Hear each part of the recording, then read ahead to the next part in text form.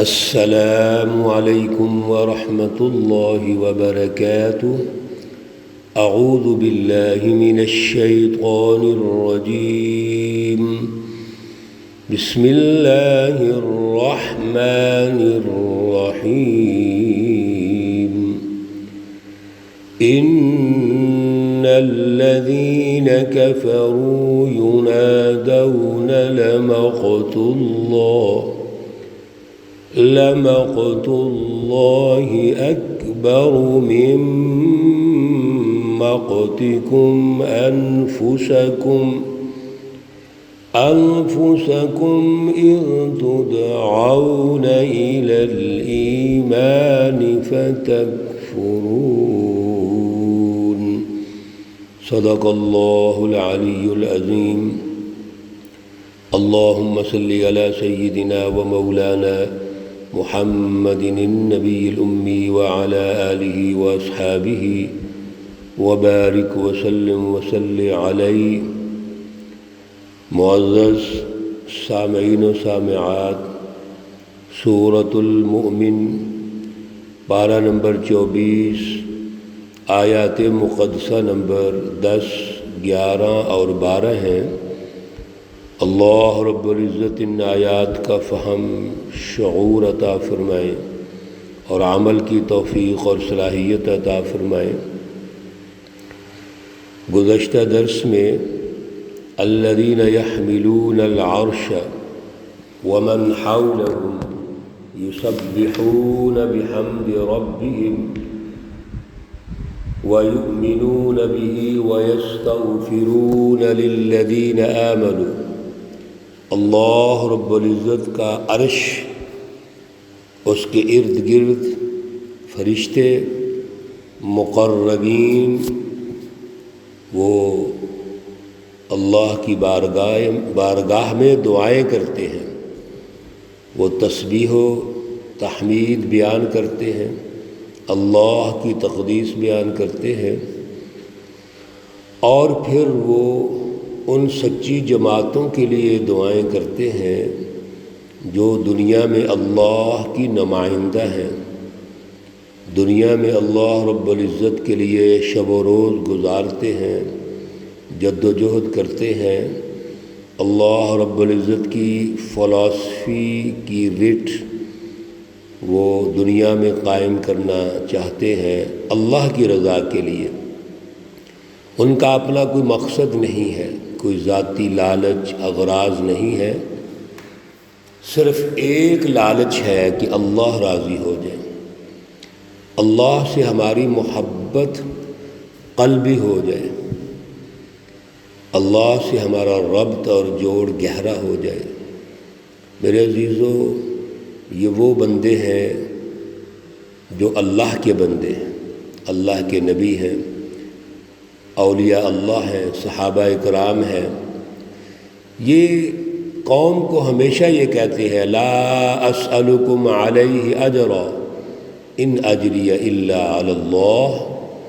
ہم آپ سے کوئی اجر کے طلبگار نہیں ہیں، کوئی کسی قسم کے مفاد کی طلب نہیں ہے، بلکہ ہمارا اجر تو اللہ کے پاس ہے۔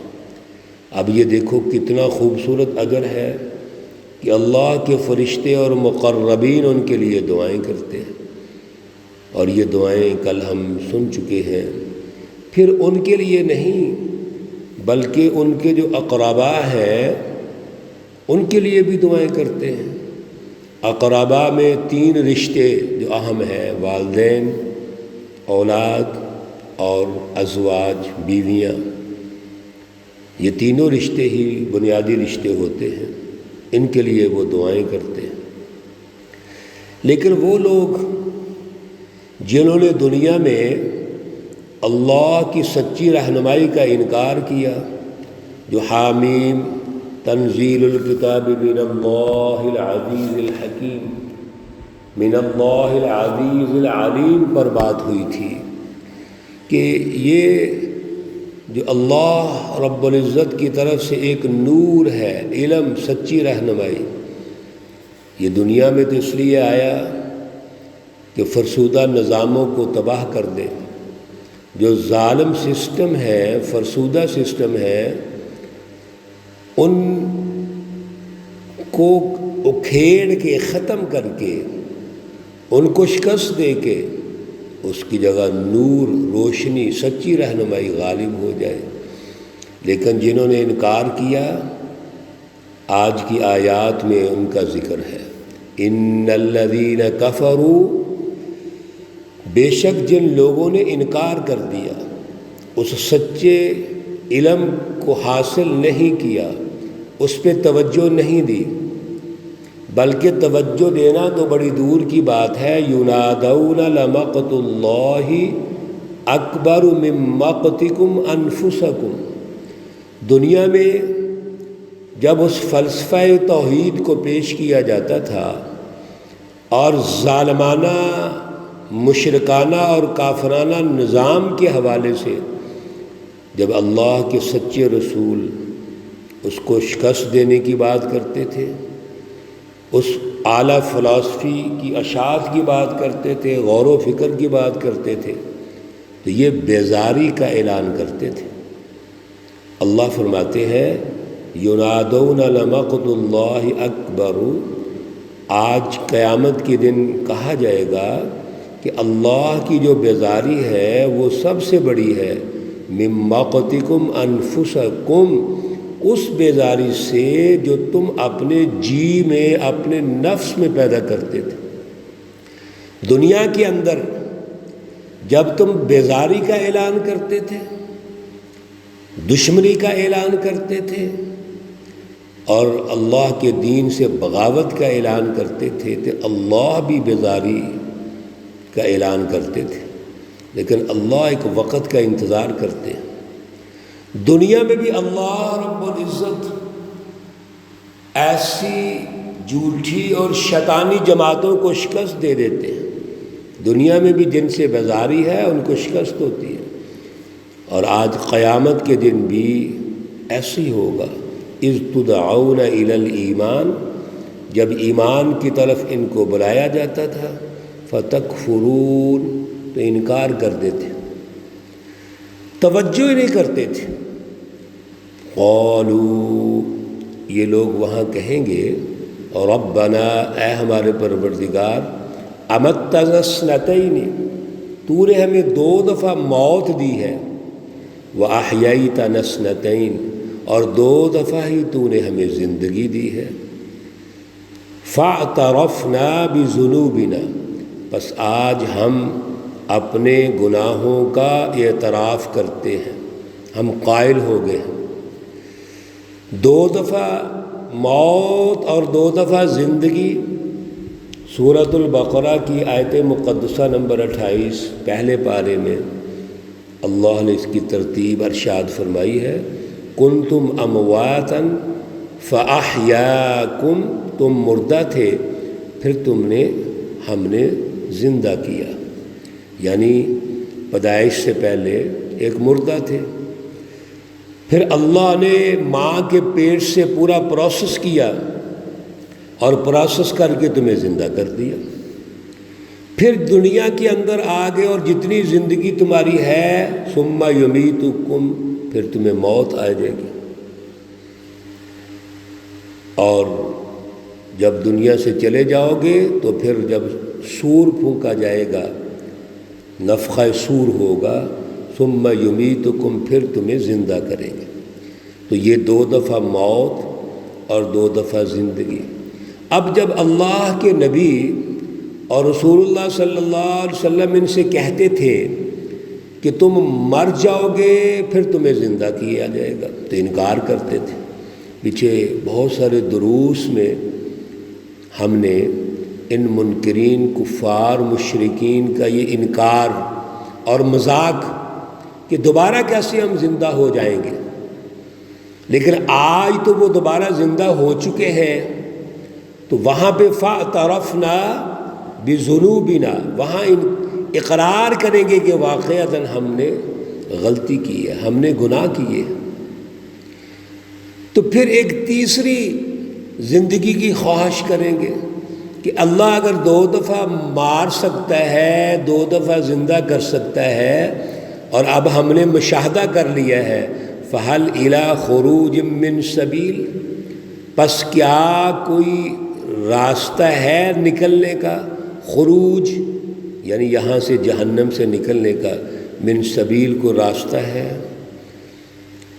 اللہ رب العزت اس کا خود جواب دیتے ہیں، ارشاد فرماتے ہیں، یاد رکھیے میرے عزیزو، دنیا کے اندر جب ہم شیطانی جماعتوں سے کمپرومائز کر کے اپنا مزاج، اپنی طبیعت، اپنا رویہ اس کے مطابق کر لیتے ہیں تو وہ پختہ ہو جاتا ہے۔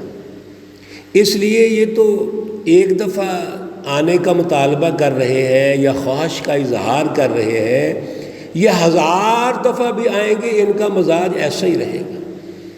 ان کے دل سیاہ ہو چکے تھے، جب دل سیاہ ہو جائے تو پھر پیچھے کیا رہتا ہے؟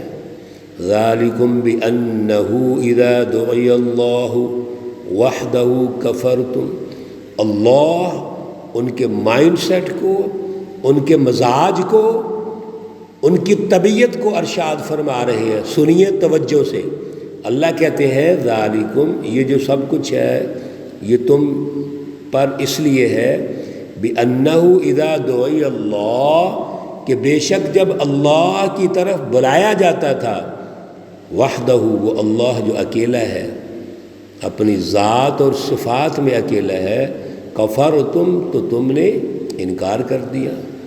وہاں تم انکار کرتے تھے، وہاں پہ بھی تو اللہ کی طرف بلایا جاتا تھا، اور ضدی اور ہٹ درم اتنے تھے، طبیعت کے اندر فساد اتنا تھا، وَإِن يُشْرَكْ بِهِ تُؤْمِنُوا، اور جب کوئی شرک کی بات ہوتی تھی، ظلم کی بات ہوتی تھی، اللہ کے مقابلے کی بات ہوتی تو فوراً اقرار کر لیتے تھے، یقین کر لیتے تھے۔